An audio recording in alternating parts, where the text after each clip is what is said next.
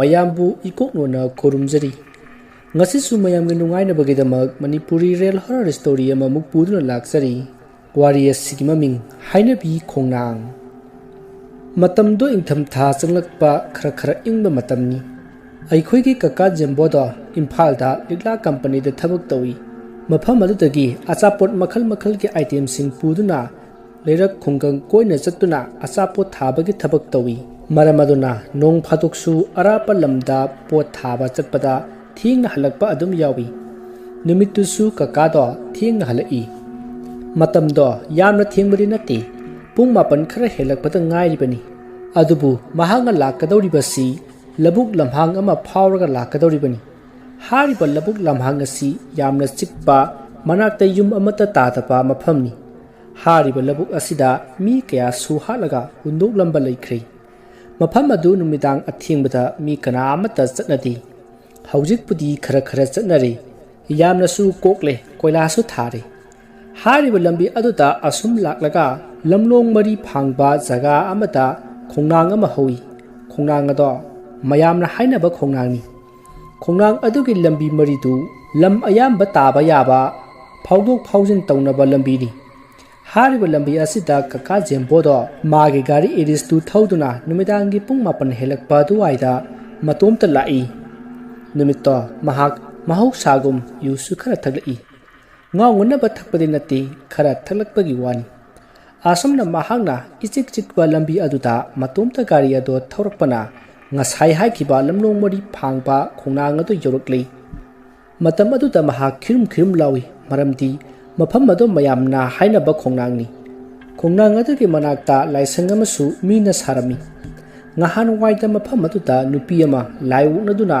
ngawna phaina naduna asum leibadagi laisang ama katlu haibadagi laisang ado sakhibani hariba mafam adu jorokpada mi ateisu khamuk khamuk adum tawi maramaduna kaka jembosu mafam adu jorokpada masado khirum khirum lauribani asomna asum gari adu thorokpada khongnang adugi maya yoksilakpada nupi khara ahan oiribi ama lambi papanda lepaga gari du khambinaba khut khalakhi hai maduda kakana gari du khanaga ine kari haige haibano haiduna hankhi maduda ahan oiribi nupi aduna nangi gari se ngahandagi toningdana leiramlibani ngasi amukta tongge aswai phawbuda yauge haina magi gari da kakhalakhi masidagi kakana ahan ado haplaga ahan aduna chatlu haiba mafam khudimakta gari ado pangthauda thauraga leikhi somda yumdana numidangi pung 10 helaba phawba yumda halaktaba aduda yamna pakhatnari phone tobasu pairakte karinoni haiduna pakhatnari asomna hainari ngaita idomsagi phonda lekai adugi dukan phamba iyamba basanna phone toroklaga noigi jembodo ngasaidagi magi gari se hangat handa thauraga leire karinoma togo mali noi khara lau harki masidagi imungi mi singdo hanadagi kharaga pakhallaga leibane dukan phamba iyamba adugi wadu tabada yumgi mi khara thongal thoktuna yengba lakhi adubu kaka jembodi sunglak lakhidrei masidagi mayamna mana gari thaukiba adomda amuk lakpada khongnang khong adu joromdaida magi gari khambadu uki hariba khongnang ngasidagi kaka jembugi yumdo thoina laptri leirak macha ma sanglaga adum leiri asomna kaka jembugi gari ubaduda mayamdo sensin naduna yengubada kaka jembudo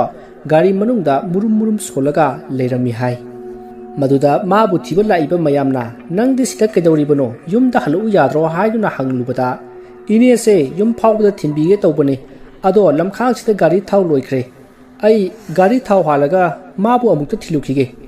asi haina haramlaga gari dagi kumtharaga senkhina ba honari maruda mayamna ngaikho ngaikho thawdo aigi yumda lehowi aikoi dagi lawruro haiduna yum lomda thimlaga purai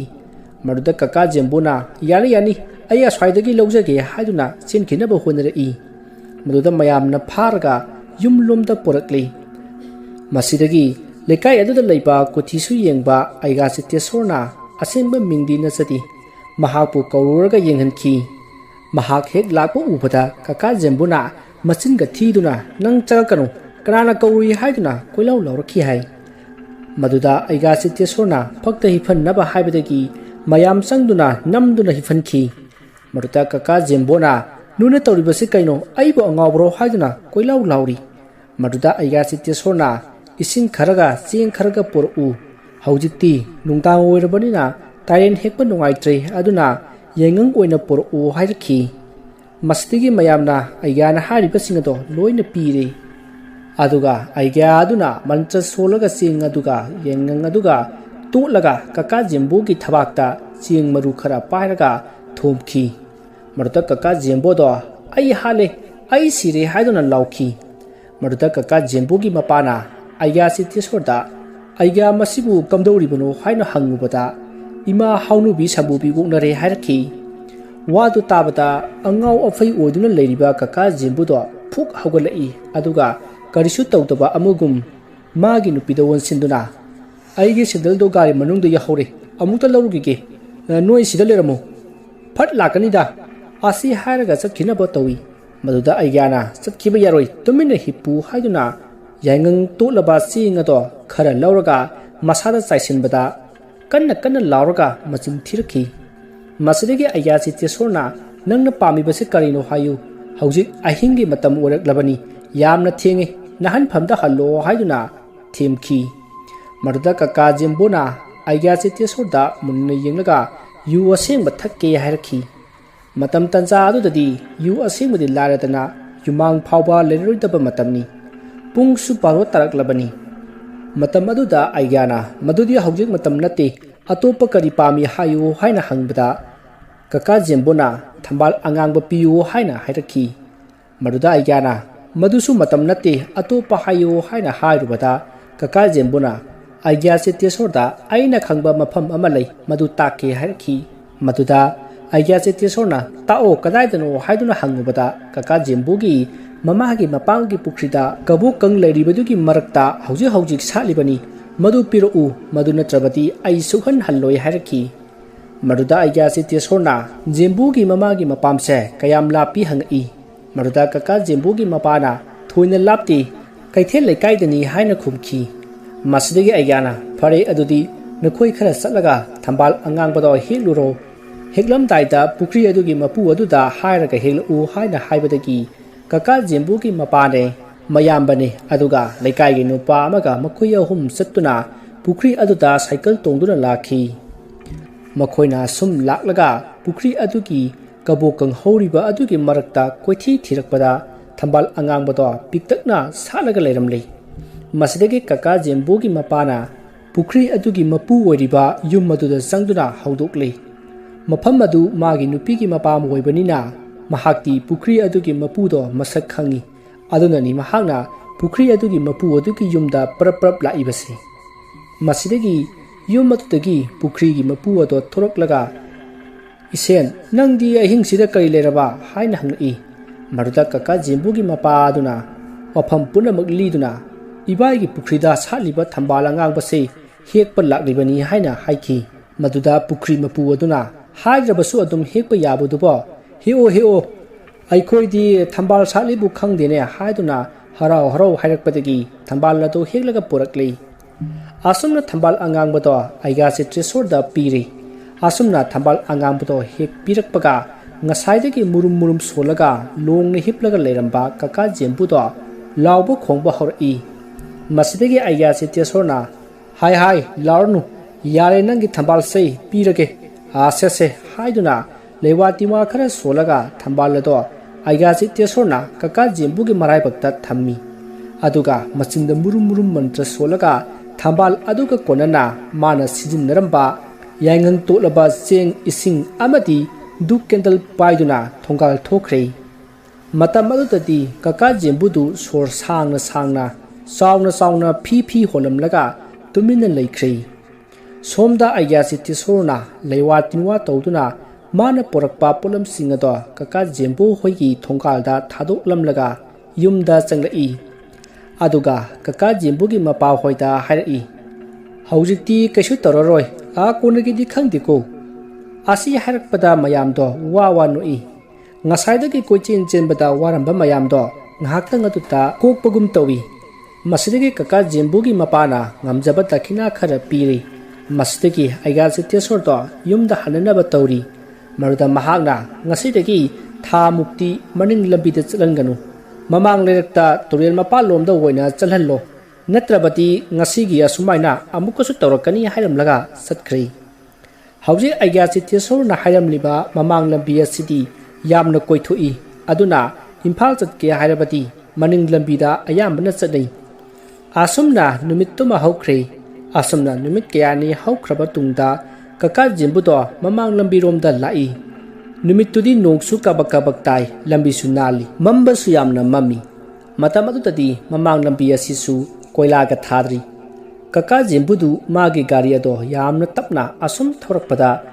ꯃꯥꯒꯤ ꯃꯃꯥꯡꯗ ꯊꯧꯈꯤꯕ ꯒꯥꯔꯤ ꯃꯆꯥ ꯊꯧꯕ ꯈꯔ ꯍꯜꯂꯒ ꯊꯧꯔꯛꯄꯗꯣ ꯎꯏ꯫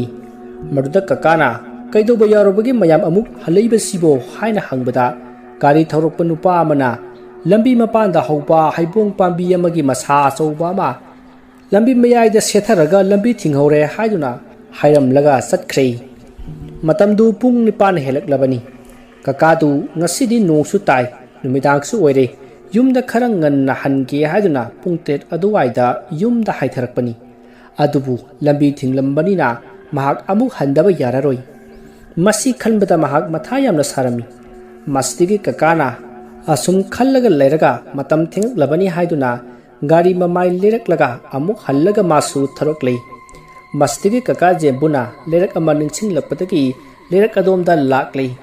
ꯍꯥꯏꯔꯤꯕ ꯂꯩꯔꯛ ꯑꯁꯤ ꯃꯥꯅ ꯂꯥꯏ ꯑꯣꯛꯅꯈꯤꯕ ꯈꯣꯡꯅꯥꯡ ꯑꯗꯨ ꯌꯧꯒꯗꯕ ꯈꯔ ꯋꯥꯠꯂꯤꯉꯩꯗ ꯐꯥꯎꯒꯠꯂꯛꯀꯗꯧꯔꯤꯕ ꯂꯩꯔꯛꯅꯤ꯫ ꯂꯩꯔꯛ ꯑꯁꯤꯗ ꯐꯥꯎꯒꯠꯂꯕꯁꯨ ꯈꯣꯡꯅꯥꯡ ꯑꯗꯨꯗꯤ ꯑꯗꯨꯃꯛ ꯐꯥꯎꯒꯗꯧꯔꯤꯕꯅꯤ꯫ ꯑꯗꯨꯒ ꯑꯃꯔꯣꯝꯗ ꯂꯩꯔꯛ ꯑꯗꯨꯁꯨ ꯇꯁꯦꯡꯅ ꯂꯝꯕꯤ ꯑꯃ ꯑꯣꯏꯅ ꯂꯩꯕ ꯂꯝꯕꯤ ꯅꯠꯇꯦ꯫ ꯃꯌꯥꯝꯅ ꯃꯅꯤꯡ ꯂꯧꯕꯨꯛ ꯇꯥꯅꯅꯕ ꯁꯦꯝꯈꯤꯕ ꯑꯄꯤꯛꯄ ꯔꯤꯡꯄꯟ ꯍꯥꯏꯒꯗ꯭ꯔꯥ ꯂꯧꯔꯤ ꯍꯥꯏꯒꯗ꯭ꯔꯥ ꯀꯣꯀꯣꯗꯥ ꯆꯠꯄ ꯌꯥꯅꯅꯕ ꯈꯛ ꯁꯦꯝꯈꯤꯕ ꯂꯝꯕꯤꯅꯤ꯫ ꯍꯧꯖꯤꯛꯄꯨꯗꯤ ꯌꯥꯝꯅ ꯄꯥꯛ ꯆꯥꯎꯅ ꯁꯦꯝꯈ꯭ꯔꯦ, ꯀꯣꯏꯂꯥꯁꯨ ꯊꯥꯈ꯭ꯔꯦ꯫ ꯃꯇꯝꯗꯨꯗꯗꯤ ꯐꯤꯕꯝ ꯌꯥꯝꯅ ꯐꯠꯇꯦ꯫ ꯑꯁꯨꯝꯅ ꯀꯀꯥꯗꯣ ꯂꯝꯕꯤ ꯃꯆꯥ ꯑꯗꯨꯗ ꯒꯥꯔꯤꯗꯣ ꯌꯦꯡꯗꯨꯅ ꯇꯞꯅ ꯊꯧꯔꯛꯏ꯫ ꯅꯣꯡꯒ ꯇꯥꯕꯒ ꯃꯝꯒ ꯃꯝꯕꯒ ꯂꯝꯕꯤꯗꯣ ꯏꯁꯤꯡꯁꯨ ꯆꯣꯠꯂꯤ, ꯑꯗꯨꯅ ꯅꯥꯟꯐꯝꯗꯤ ꯊꯣꯛꯄꯅꯤ, ꯑꯗꯨꯕꯨ ꯂꯝꯕꯤꯗꯣ ꯇꯤꯡꯒꯣꯏ ꯌꯥꯝꯅ ꯍꯧꯖꯤꯟꯕꯗꯒꯤ ꯅꯥꯟꯕ ꯈꯔꯗꯤ ꯐꯩ꯫ ꯑꯁꯨꯝꯅ ꯒꯥꯔꯤꯗꯣ ꯑꯁꯨꯝ ꯊꯧꯔꯛꯄꯅ ꯍꯧꯖꯤꯛꯇꯤ ꯍꯥꯏꯅꯕꯤ ꯈꯣꯡꯅꯥꯡ ꯑꯗꯨ ꯇꯥꯕ ꯂꯝꯕꯤ ꯑꯗꯣ ꯐꯥꯎꯔꯛꯂꯦ꯫ ꯃꯇꯝꯗꯨ ꯅꯨꯃꯤꯗꯥꯡꯒꯤ ꯄꯨꯡ 9 ꯇꯥꯔꯦ꯫ ꯀꯀꯥ ꯖꯦꯝꯕꯨꯗꯣ ꯌꯥꯝꯅ ꯇꯟꯅ ꯂꯝꯕꯤ ꯑꯗꯨꯗ ꯃꯥꯒꯤ ꯒꯥꯔꯤꯗꯨ ꯊꯧꯔꯛꯂꯦ꯫ ꯃꯇꯝꯗꯨꯗꯗꯤ ꯂꯝꯕꯤꯁꯨ ꯄꯥꯛꯂꯕꯅꯤꯅ ꯒꯥꯔꯤꯗꯨ ꯌꯥꯡꯅ ꯑꯗꯨꯝ ꯊꯧꯔꯛꯂꯦ꯫ ꯑꯁꯨꯝ ꯊꯧꯔꯛꯄꯗ ꯈꯣꯡꯅꯥꯡ ꯑꯗꯨ ꯌꯧꯔꯝꯗꯥꯏꯗ ꯒꯥꯔꯤꯒꯤ ꯁ꯭ꯇꯥꯔꯠ ꯑꯗꯣ ꯃꯇꯣꯝꯇ ꯃꯨꯠꯈꯤ꯫ ꯃꯗꯨꯗ ꯀꯀꯥ ꯖꯦꯝꯕꯨꯗꯣ ꯁ꯭ꯋꯥꯏ ꯂꯥꯎꯈꯤ꯫ ꯃꯗꯨꯗ ꯃꯍꯥꯛꯅ ꯑꯃꯨꯛ ꯍꯟꯅ ꯁ꯭ꯇꯥꯔꯠ ꯇꯧꯕꯗ ꯐꯠ ꯂꯥꯎꯅ ꯑꯗꯨꯝ ꯍꯧꯈꯤ꯫ ꯃꯁꯤꯗꯒꯤ ꯒꯥꯔꯤꯗꯨ ꯑꯁꯨꯝ ꯊꯧꯔꯛꯄꯗ ꯑꯩꯈꯣꯏꯒꯤ LP ꯁ꯭ꯀꯨꯜꯗ ꯑꯣꯖꯥ ꯑꯣꯏꯕ ꯏꯄꯨ ꯗꯣꯔꯦꯟꯗ꯭ꯔꯣꯗꯣ ꯂꯝꯕꯤ ꯃꯄꯥꯟꯗ ꯆꯠꯂꯒ ꯂꯩꯔꯝꯕ ꯊꯦꯡꯅꯈꯤ꯫ ꯃꯗꯨ ꯎꯕꯗ ꯀꯀꯥ ꯖꯦꯝꯕꯨꯅ ꯃꯥꯃ ꯗꯣꯔꯦꯟꯗ꯭ꯔꯣ ꯅꯠꯇ꯭ꯔꯣ ꯍꯥꯏꯅ ꯒꯥꯔꯤ ꯑꯗꯣ ꯈꯥꯝꯂꯒ ꯍꯪꯈꯤ꯫ ꯃꯗꯨꯗ ꯂꯝꯕꯤꯗ ꯆꯠꯂꯝꯕ ꯏꯄꯨ ꯗꯣꯔꯦꯟꯗ꯭ꯔꯣꯅ ꯃꯥꯅꯤꯅꯦ ꯃꯥꯅꯤꯅꯦ ꯍꯥꯏꯗꯨꯅ ꯈꯨꯝꯃꯛꯏ꯫ ꯃꯗꯨꯗ ꯀꯀꯥꯅ ꯀꯥꯏ ꯆꯠꯂꯨꯕꯅꯣ ꯅꯣꯡ ꯃꯔꯛꯁꯤꯗ, ꯂꯥꯛꯑꯣ ꯑꯩ ꯊꯤꯟꯕꯤꯔꯝꯂꯒꯦ ꯍꯥꯏꯗꯨꯅ ꯒꯥꯔꯤꯗ ꯀꯥꯈꯠꯍꯟꯈꯤ꯫ ꯃꯗꯨꯗ ꯏꯄꯨ ꯗꯣꯔꯦꯟꯗ꯭ꯔꯣꯁꯨ ꯍꯣꯏꯗ ꯍꯥꯏꯗꯨꯅ ꯀꯥꯈꯠꯂꯛꯈꯤ꯫ ꯑꯁꯨꯝꯅ ꯀꯀꯥ ꯖꯦꯝꯕꯨꯅ ꯂꯝꯕꯤꯗ ꯆꯠꯂꯝꯕ ꯏꯄꯨ ꯗꯣꯔꯦꯟꯗ꯭ꯔꯣꯕꯨ ꯄꯨꯗꯨꯅ ꯑꯁꯨꯝ ꯂꯥꯛꯄꯗ ꯀꯀꯥ ꯖꯦꯝꯕꯨꯅ ꯋꯥꯔꯤ ꯑꯁꯨꯝ ꯁꯥꯏ, ꯑꯗꯨꯕꯨ ꯏꯄꯨ ꯗꯣꯔꯦꯟꯗ꯭ꯔꯣꯗꯤ ꯋꯥꯁꯨ ꯑꯃꯠꯇ ꯉꯥꯡꯈꯤꯗ꯭ꯔꯤ꯫ ꯃꯁꯤꯗꯒꯤ ꯀꯀꯥ ꯖꯦꯝꯕꯨꯅ ꯃꯥꯃꯗꯤ ꯀꯗꯥꯏꯗ ꯆꯠꯂꯨꯕꯅꯣ ꯍꯪꯉꯨꯕꯗ ꯑꯁꯤꯗ ꯑꯋꯥꯡꯒꯤ ꯇꯥꯗ ꯌꯥꯏꯈꯣꯝꯕ ꯎꯅꯕ ꯆꯠꯂꯨꯕꯅꯤ ꯍꯥꯏꯅ ꯈꯨꯝꯂꯛꯈꯤ ꯍꯥꯏ꯫ ꯃꯍꯥꯛꯅ ꯍꯥꯏꯔꯤꯕ ꯌꯥꯏꯈꯣꯝꯕ ꯑꯗꯨꯗꯤ ꯁꯤꯈꯤꯕ ꯆꯍꯤ ꯐꯥꯔꯛꯂꯕꯅꯤ, ꯐꯤꯔꯣꯏ ꯁꯣꯟꯈꯤꯕ ꯀꯨꯏꯗ꯭ꯔꯤꯕ ꯅꯨꯄꯥꯅꯤ꯫ ꯃꯗꯨꯗ ꯀꯀꯥ ꯖꯦꯝꯕꯨꯗꯣ ꯁ꯭ꯋꯥꯏ ꯂꯥꯎꯏ, ꯑꯗꯨꯒ ꯃꯥꯗꯤ ꯁꯤꯈ꯭ꯔꯕꯗꯥꯏꯅꯦ ꯍꯥꯏꯅ ꯍꯪꯉꯤ꯫ ꯃꯗꯨꯗ ꯏꯄꯨ ꯗꯣꯔꯦꯟꯗ꯭ꯔꯣꯗꯣ ꯋꯥ ꯑꯃꯠꯇ ꯈꯨꯝꯗꯤ꯫ ꯇꯧꯔꯤꯕ ꯃꯇꯧ ꯑꯗꯨꯗ ꯀꯀꯥ ꯖꯦꯝꯕꯨꯁꯨ ꯀꯤꯔꯛꯂꯗꯨꯅ ꯒꯥꯔꯤ ꯑꯗꯨ ꯀꯟꯅ ꯊꯧꯈꯤ꯫ ꯃꯍꯥꯛꯅ ꯑꯁꯨꯝ ꯊꯧꯔꯛꯄꯗ ꯈꯣꯡꯅꯥꯡ ꯑꯗꯨ ꯌꯧꯔꯦ꯫ ꯃꯗꯨꯗ ꯀꯀꯥ ꯖꯦꯝꯕꯨꯅ ꯈꯣꯡꯅꯥꯡ ꯃꯈꯣꯡꯗ ꯅꯨꯄꯤ ꯑꯃ ꯐꯝꯃꯒ ꯂꯩꯍꯧꯕ ꯎꯈꯤ ꯍꯥꯏ꯫ ꯃꯗꯨ ꯎꯕꯗ ꯀꯀꯥ ꯖꯦꯝꯕꯨꯗꯣ ꯃꯁꯥ ꯑꯗꯨ ꯁꯥꯖꯤꯡ ꯍꯧꯕꯗꯧꯅ ꯖꯤꯡ ꯀꯥꯔꯛꯈꯤ ꯍꯥꯏ꯫ ꯑꯁꯨꯝꯅ ꯒꯥꯔꯤꯗꯣ ꯑꯁꯨꯝ ꯊꯧꯔꯛꯄꯅ ꯏꯄꯨ ꯗꯣꯔꯦꯟꯗ꯭ꯔꯣ ꯍꯣꯏꯒꯤ ꯊꯣꯡꯒꯥꯟ ꯌꯧꯔꯛꯄꯗ ꯀꯀꯥ ꯖꯦꯝꯕꯨꯅ ꯃꯥꯃ ꯅꯣꯏꯒꯤ ꯊꯣꯡꯒꯥꯜ ꯌꯧꯔꯦ ꯀꯨꯝꯍꯧꯔꯣ ꯍꯥꯏꯈꯤ ꯍꯥꯏ꯫ ꯑꯗꯨꯕꯨ ꯏꯄꯨ ꯗꯣꯔꯦꯟꯗ꯭ꯔꯣꯗꯤ ꯀꯨꯝꯃꯨ ꯁꯨꯛꯌꯥ ꯌꯥꯈꯤꯗꯦ꯫ ꯀꯀꯥ ꯖꯦꯝꯕꯨꯗ ꯃꯨꯟꯅ ꯌꯦꯡꯂꯒ ꯑꯗꯨꯝ ꯂꯩꯈꯤ ꯍꯥꯏ꯫ ꯃꯁꯤꯗꯒꯤ ꯀꯀꯥ ꯖꯦꯝꯕꯨꯗꯣ ꯀꯤꯔꯛꯂꯗꯨꯅ ꯃꯥꯒꯤ ꯌꯨꯝ ꯇꯝꯅ ꯒꯥꯔꯤꯗꯣ ꯊꯧꯔꯛꯂꯒ ꯃꯥꯒꯤ ꯊꯣꯡꯒꯥꯜꯗ ꯊꯧꯖꯤꯜꯂꯛꯏ, ꯑꯗꯨꯒ ꯃꯥꯒꯤ ꯒꯥꯔꯤ ꯈꯥꯝꯐꯝꯗ ꯒꯥꯔꯤ ꯑꯗꯣ ꯊꯧꯖꯤꯜꯂꯒ ꯀꯨꯝꯊꯔꯛꯄꯗ ꯏꯄꯨ ꯗꯣꯔꯦꯟꯗ꯭ꯔꯣꯁꯨ ꯑꯗꯨꯝ ꯀꯨꯝꯊꯔꯛꯏ ꯍꯥꯏ꯫ ꯃꯗꯨꯗ ꯀꯀꯥꯅ "ꯃꯥꯃꯥ ꯑꯩꯒꯤ ꯌꯨꯝ ꯌꯧꯔꯦ, ꯅꯪꯁꯨ ꯍꯜꯂꯣ" ꯍꯥꯏꯅ ꯀꯟꯅ ꯂꯥꯎꯈꯤ꯫ ꯃꯇꯝ ꯑꯗꯨꯗ ꯀꯀꯥ ꯖꯤꯝꯕꯨꯒꯤ ꯅꯨꯄꯤ ꯏꯗꯣꯝꯆꯥꯗꯣ ꯀꯀꯥꯒꯤ ꯒꯥꯔꯤ ꯃꯈꯣꯜ ꯇꯥꯔꯗꯨꯅ ꯃꯄꯥꯟꯗ ꯊꯣꯔꯛꯄꯅꯤ꯫ ꯃꯇꯝ ꯑꯗꯨꯗ ꯀꯀꯥ ꯖꯤꯝꯕꯨꯅ "ꯅꯪ ꯍꯜꯂꯣ ꯍꯥꯏꯕꯅꯤꯅꯦ, ꯑꯩꯒꯤ ꯌꯨꯝ ꯌꯧꯔꯦ" ꯑꯁꯤ ꯍꯥꯏꯗꯨꯅ ꯂꯥꯎꯔꯒ ꯂꯩꯔꯝꯕ ꯑꯗꯨꯗ ꯃꯥꯒꯤ ꯏꯃꯥ ꯄꯥꯕꯨꯡꯁꯨ ꯃꯥꯒꯤꯗꯨ ꯑꯃꯨꯛ ꯍꯧꯔꯛꯂꯕ ꯖꯥꯠꯂꯥ ꯍꯥꯏꯗꯨꯅ ꯂꯣꯏꯅ ꯆꯦꯟꯊꯣꯔꯛꯏ꯫ ꯃꯈꯣꯏꯅ ꯆꯦꯟꯊꯣꯔꯛꯄꯗ ꯀꯀꯥ ꯖꯤꯝꯕꯨꯗꯣ ꯁꯨꯃꯥꯡꯗ ꯂꯦꯞꯄꯒ "ꯅꯪ ꯍꯜꯂꯣ ꯍꯥꯏꯕꯅꯤ, ꯅꯪ ꯍꯜꯂꯨ ꯌꯥꯔꯔꯣꯏꯗ꯭ꯔꯥ" ꯍꯥꯏꯗꯨꯅ ꯀꯅꯥꯅꯣ ꯑꯃꯠꯇ ꯈꯨꯗꯣꯝꯕꯤ ꯊꯤꯟꯗꯨꯅ ꯆꯩꯔꯒ ꯂꯩꯔꯝꯃꯤ꯫ ꯃꯥꯅ ꯈꯨꯗꯣꯝꯕꯤ ꯊꯤꯜꯂꯤꯕꯗꯨ ꯀꯗꯥꯏꯗꯅꯣ, ꯀꯅꯥꯗꯅꯣ ꯍꯥꯏꯕꯗꯤ ꯀꯅꯥ ꯑꯃꯠꯇꯅ ꯎꯗꯦ꯫ ꯃꯁꯤꯗꯒꯤ ꯀꯀꯥ ꯖꯤꯝꯕꯨꯒꯤ ꯃꯄꯥꯅ "ꯁꯦ ꯏꯕꯨꯡꯉꯣ, ꯌꯨꯝꯗ ꯆꯪꯂꯁꯤ" ꯍꯥꯏꯗꯨꯅ ꯊꯦꯝꯃꯛꯏ꯫ ꯃꯗꯨꯗ ꯀꯀꯥ ꯖꯤꯝꯕꯨꯅ "ꯅꯪꯅ ꯀꯅꯥ? ꯍꯥ, ꯅꯪꯁꯨ ꯅꯌꯨꯝ ꯍꯜꯂꯣ, ꯑꯩꯒꯤ ꯌꯨꯝ ꯌꯧꯔꯦ" ꯍꯥꯏꯗꯨꯅ ꯀꯟꯅ ꯂꯥꯎꯔꯤ꯫ ꯃꯁꯤꯗꯒꯤ ꯀꯀꯥꯗꯣ ꯉꯥꯏꯍꯥꯛ ꯂꯩꯔꯒ "ꯍꯣꯏ ꯑꯩ ꯌꯥꯒꯦ, ꯑꯗꯨꯒ ꯅꯪꯁꯨ ꯍꯟꯈ꯭ꯔꯣꯀꯣ" ꯑꯁꯤ ꯍꯥꯏꯔꯝꯂꯒ ꯊꯣꯡꯒꯥꯜꯂꯣꯝꯗ ꯆꯠꯈꯤꯅꯕ ꯍꯣꯠꯅꯔꯛꯏ꯫ ꯑꯗꯨꯗ ꯃꯌꯥꯝ ꯆꯪꯗꯨꯅ ꯇꯥꯟꯅꯔꯒ "ꯅꯪ ꯀꯥꯏꯗ ꯆꯠꯀꯦ ꯍꯥꯏꯔꯤꯕꯅꯣ? ꯌꯨꯝ ꯆꯪꯉꯁꯤ ꯂꯥꯛꯑꯣ" ꯍꯥꯏꯗꯨꯅ ꯏꯃꯨꯡꯗ ꯆꯤꯡꯁꯤꯟꯈꯤ꯫ ꯃꯗꯨꯗ ꯀꯀꯥ ꯖꯤꯝꯕꯨꯅ "ꯉꯥꯏꯈꯣ, ꯑꯩ ꯃꯥꯃ ꯗꯣꯔꯦꯟꯗ꯭ꯔꯣꯁꯦ ꯊꯣꯡꯒꯥꯜ ꯐꯥꯎꯕꯗ ꯊꯤꯜꯂꯨꯈꯤꯒꯦ" ꯑꯁꯤ ꯍꯥꯏꯔꯛꯂꯒ ꯆꯠꯈꯤꯅꯕ ꯍꯣꯠꯅꯔꯛꯏ꯫ ꯃꯗꯨꯗ ꯃꯌꯥꯝꯅ "ꯀꯅꯥꯒꯤ ꯗꯣꯔꯦꯟꯗ꯭ꯔꯣꯅꯣ, ꯏꯃꯨꯡꯒ ꯆꯪꯉꯁꯤ ꯂꯥꯛꯑꯣ" ꯍꯥꯏꯗꯨꯅ ꯏꯃꯨꯡꯗ ꯅꯝꯗꯨꯅ ꯄꯨꯁꯤꯜꯂꯛꯏ꯫ ꯑꯗꯨꯕꯨ ꯀꯀꯥꯗꯤ "ꯍꯣꯏ ꯂꯥꯛꯑꯒꯦ, ꯉꯥꯏꯔꯝꯃꯣ, ꯇꯥꯏꯌꯦ, ꯑꯧ" ꯍꯥꯏꯗꯨꯅ ꯑꯗꯨꯝ ꯂꯥꯎꯔꯒ ꯂꯩ꯫ ꯃꯁꯤꯗꯒꯤ ꯀꯀꯥ ꯖꯤꯝꯕꯨꯒꯤ ꯃꯄꯥ ꯑꯗꯨꯅ ꯁꯥꯏꯀꯜ ꯇꯣꯡꯗꯨꯅ ꯉꯍꯥꯟꯒꯤ ꯑꯩꯒꯥ ꯆꯤꯇꯦꯁꯣꯔꯗꯣ ꯀꯧꯔꯨꯔꯦ꯫ ꯃꯁꯤꯗꯒꯤ ꯑꯩꯒꯥ ꯆꯤꯇꯦꯁꯣꯔꯅ ꯀꯀꯥ ꯖꯤꯝꯕꯨꯒꯤ ꯃꯅꯥꯛꯇ ꯆꯪꯁꯤꯜꯂꯛꯂꯒ ꯌꯦꯡꯉꯨꯕ ꯃꯇꯝꯗ ꯀꯀꯥ ꯖꯤꯝꯕꯨꯗꯣ ꯑꯩꯒꯥ ꯆꯤꯇꯦꯁꯣꯔꯗ ꯌꯥꯝꯅ ꯁꯥꯎꯅ ꯃꯨꯟꯅ ꯌꯦꯡꯂꯝꯂꯒ ꯃꯇꯤꯟ ꯁꯤꯖꯤꯜꯂꯛꯏ꯫ ꯃꯗꯨꯗ ꯑꯩꯒꯥ ꯆꯤꯇꯦꯁꯣꯔꯗꯣ ꯁꯥꯎꯗꯨꯅ ꯃꯆꯤꯟꯗ ꯂꯩꯋꯥ ꯈꯔ ꯁꯣꯜꯂꯒ ꯀꯀꯥ ꯖꯤꯝꯕꯨꯒꯤ ꯊꯕꯥꯛꯇ ꯅꯝꯈꯤ꯫ ꯃꯗꯨꯗ ꯀꯀꯥ ꯖꯤꯝꯕꯨꯗꯣ ꯊꯕꯥꯛ ꯆꯥꯛꯑꯦ" ꯍꯥꯏꯗꯨꯅ ꯂꯥꯎꯈꯤ꯫ ꯃꯇꯝꯗꯨꯗ ꯀꯀꯥ ꯖꯤꯝꯕꯨꯗꯣ ꯍꯥꯎꯔꯣꯜꯂꯣꯏ ꯀꯔꯤꯑꯣꯏ ꯃꯔꯣꯟ ꯊꯩꯔꯒ ꯋꯥ ꯃꯌꯥꯝ ꯑꯃ ꯉꯥꯡꯂꯛꯏ꯫ ꯃꯗꯨꯗ ꯑꯩꯒꯥ ꯆꯤꯇꯦꯁꯣꯔꯅ "ꯉꯁꯤꯁꯨ ꯅꯪ ꯑꯃꯨꯛ ꯂꯥꯛꯑꯕ꯭ꯔꯥ? ꯍꯟꯗꯛꯇꯤ ꯈꯪꯒꯅꯤ ꯅꯪ" ꯍꯥꯏꯔꯒ ꯑꯩꯒꯥ ꯆꯤꯇꯦꯁꯣꯔꯅ ꯈꯨꯕꯥꯛ ꯑꯅꯤꯗꯣ ꯁꯨꯔꯨ ꯇꯛꯅꯔꯒ ꯂꯩꯋꯥ ꯈꯔ ꯁꯣꯜꯂꯤ꯫ ꯑꯗꯨꯒ ꯈꯨꯕꯥꯛ ꯄ꯭ꯔꯣꯛ ꯈꯨꯔꯒ ꯀꯀꯥ ꯖꯤꯝꯕꯨꯒꯤ ꯊꯕꯥꯛꯇ ꯚꯤꯠ ꯂꯥꯎꯅ ꯅꯝꯈꯤ꯫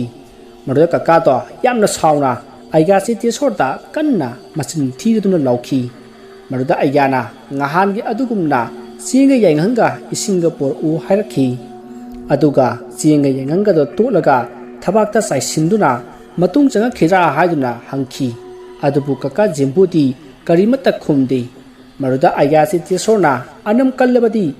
ꯅꯅꯝ ꯇꯠꯀꯦꯗꯅꯤ" ꯍꯥꯏꯔꯒ ꯆꯦꯡꯒ ꯌꯥꯏꯉꯪꯒꯗꯣ ꯑꯃꯨꯛ ꯆꯥꯏꯁꯤꯜꯂꯤ꯫ ꯃꯗꯨꯗ ꯀꯀꯥ ꯖꯤꯝꯕꯨꯅ ꯌꯥꯝꯅ ꯁꯥꯎꯅ "ꯑꯩꯕꯨꯗꯤ ꯆꯠꯄꯤꯈꯤꯒꯦ, ꯃꯥꯗꯤ ꯀꯃꯥꯏꯅ ꯇꯧꯕ" ꯍꯥꯏꯅ ꯍꯪꯂꯛꯏ꯫ ꯃꯗꯨꯗ ꯑꯩꯒꯥ ꯆꯤꯇꯦꯁꯣꯔꯅ ꯀꯀꯥ ꯖꯤꯝꯕꯨꯒꯤ ꯈꯨꯗꯥꯡ ꯄꯥꯏꯗꯨꯅ ꯌꯦꯡꯉꯨꯕꯗ ꯏꯃꯥ ꯍꯥꯎꯅꯨꯕꯤ ꯁꯝꯕꯨꯕꯤ ꯅꯠꯇꯕ ꯑꯇꯣꯞꯄ ꯊꯋꯥꯏ ꯑꯃꯁꯨ ꯑꯣꯛꯅꯔꯦ ꯍꯥꯏꯕ ꯈꯪꯈꯤ꯫ ꯃꯗꯨꯗ ꯑꯩꯒꯥ ꯆꯤꯇꯦꯁꯣꯔꯅ "ꯃꯁꯤꯗꯤ ꯑꯩ ꯇꯥꯏꯅꯕ ꯍꯩꯇꯦ, ꯑꯗꯨꯅ ꯑꯩꯈꯣꯏ ꯑꯩꯒꯥꯍꯜ ꯑꯣꯏꯅ ꯇꯧꯍꯟꯁꯤ, ꯃꯥ ꯑꯣꯏꯅ ꯀꯧꯔꯨꯔꯣ" ꯍꯥꯏꯅ ꯍꯥꯏꯔꯛꯄꯗꯒꯤ ꯀꯀꯥ ꯖꯤꯝꯕꯨꯒꯤ ꯃꯄꯥ ꯏꯄꯨꯗꯣ ꯑꯩꯒꯥ ꯃꯣꯗꯨꯕꯨ ꯀꯧꯕ ꯆꯠꯈ꯭ꯔꯦ꯫ ꯇꯥꯟꯖꯥ ꯑꯗꯨꯗ ꯀꯀꯥ ꯖꯤꯝꯕꯨꯗꯤ ꯂꯥꯎꯕꯒ ꯈꯣꯡꯕꯒ ꯁꯦꯟꯈꯤꯅꯅꯕ ꯑꯗꯨꯝ ꯍꯣꯠꯅꯗꯨꯅ ꯂꯩ꯫ ꯑꯗꯨꯕꯨ ꯑꯩꯒꯥ ꯆꯤꯇꯦꯁꯣꯔꯅ ꯂꯩꯋꯥ ꯁꯣꯟꯗꯨꯅ ꯆꯦꯡꯒ ꯌꯥꯏꯉꯪꯒꯗꯣ ꯆꯥꯏꯁꯤꯟꯗꯨꯅ ꯐꯥꯖꯤꯜꯂꯤ꯫ ꯉꯥꯏꯍꯥꯛ ꯂꯩꯔꯒ ꯑꯩꯒꯥ ꯃꯣꯗꯨꯗꯣ ꯂꯥꯛꯂꯦ꯫ ꯑꯗꯨꯒ ꯃꯥꯒꯤ ꯃꯆꯥꯅꯨꯄꯥ ꯑꯩꯒꯥ ꯆꯤꯇꯦꯁꯣꯔꯒ ꯀꯔꯤꯅꯣ ꯋꯥꯔꯤ ꯈꯔ ꯁꯥꯟꯅꯈꯤ꯫ ꯃꯗꯨꯗꯒꯤ ꯃꯈꯣꯏ ꯑꯅꯤ ꯆꯪꯗꯨꯅ ꯀꯀꯥ ꯖꯤꯝꯕꯨꯒꯤ ꯃꯁꯥꯗ ꯆꯪꯂꯤꯕ ꯂꯩꯃꯥꯡꯁꯤꯡ ꯑꯗꯣ ꯇꯥꯟꯅꯅꯕ ꯍꯣꯠꯅꯔꯛꯏ꯫ ꯑꯩꯒꯥ ꯃꯣꯗꯨꯅ ꯂꯪꯍꯨꯝ ꯑꯃ ꯀꯀꯥ ꯖꯤꯝꯕꯨꯒꯤ ꯃꯈꯨꯠ ꯌꯦꯠ ꯊꯪꯕ ꯑꯗꯨꯗ ꯀꯤꯁꯤꯟꯈꯤ꯫ ꯃꯗꯨꯗ ꯀꯀꯥ ꯖꯤꯝꯕꯨꯅ "ꯃꯗꯣ ꯀꯤꯔꯛꯀꯅꯨ, ꯌꯥꯝꯅ ꯁꯥꯔꯦ" ꯍꯥꯏꯗꯨꯅ ꯂꯥꯎꯈꯤ꯫ ꯃꯗꯨꯗ ꯑꯩꯒꯥ ꯆꯤꯇꯦꯁꯣꯔꯅ "ꯑꯗꯨꯗꯤ ꯍꯥꯏꯌꯨ, ꯅꯪ ꯀꯔꯤ ꯄꯥꯝꯃꯤ, ꯀꯔꯤ ꯆꯥꯅꯤꯡꯉꯤ" ꯍꯥꯏꯅ ꯍꯪꯕꯗ ꯀꯀꯥ ꯖꯤꯝꯕꯨꯅ "ꯃꯅꯤꯡꯒꯤ ꯈꯣꯡꯕꯥꯟ ꯃꯅꯥꯛꯇ ꯄꯨꯡꯗꯣꯟ ꯄꯥꯟꯕꯅꯤ, ꯄꯨꯡꯗꯣꯟ ꯆꯥꯒꯦ" ꯍꯥꯏꯔꯛꯏ꯫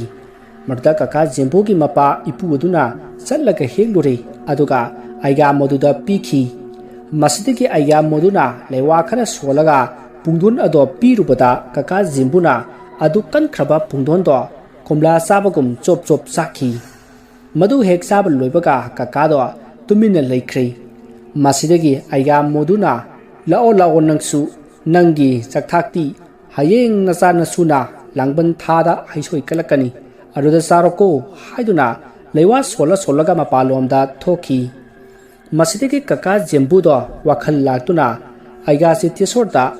"ꯑꯩꯒꯥ ꯂꯥꯛꯄꯤꯔꯝꯂꯤꯕ꯭ꯔꯥ" ꯍꯥꯏꯗꯨꯅ ꯍꯪꯂꯛꯈꯤ ꯍꯥꯏ꯫ ꯃꯗꯨꯗ ꯑꯩꯒꯥ ꯆꯤꯇꯦꯁꯣꯔꯅ Hoi hoi ibungo nang bunga si kari kari ukhige haina hangubada kaka jembuna ukhibasingdo loina tamki maruda aiga chete sorna harai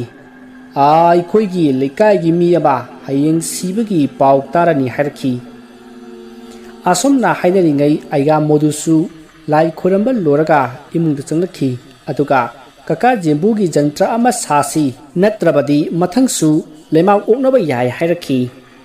asi hairamaga mokhoisu takhina puduna yumda hanki mathangi nongan bada mokhoi lekai gi naduna leiba ipu LP school da oza oiba Turendro da leitre haiduna pau tanaraki numit adugi nungthinta kaka jembu gi nupiga mamagara aiga modu hoja chatlaga jantra do sanki masidagi jantra do lororaga kaka da sibibadagi anam aha churambasu phakhri aduga layok tilokpasu tawkhidrei wariya si matang asida loijari wariya sida suikiba langkiba wahai wata jawrabasu tabiriba singna pukchal sauna ngakpigani mayambu aroibada amuka hanna makhal mathel Manipur chenenna ikoknona khurumjari mathanggi wari si amuk mayam punna taminasi mayambu ikoknona khurumjari ngasi su mayamge nungai na bagidamak Manipuri horror story amamuk puduna laksari horror story asigi maming laima wari asi singjamaidagi naubi sapamna thabirakpa warini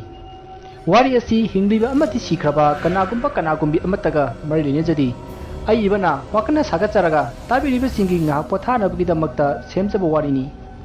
haujing mayamda khudul tamjari Manipuri horror story laima mamlaba ka aduda pari lebak makha aduda tasinduna phamlaga lei aduga mingset amade jenglaga kappagum sutawi nupagum sutawi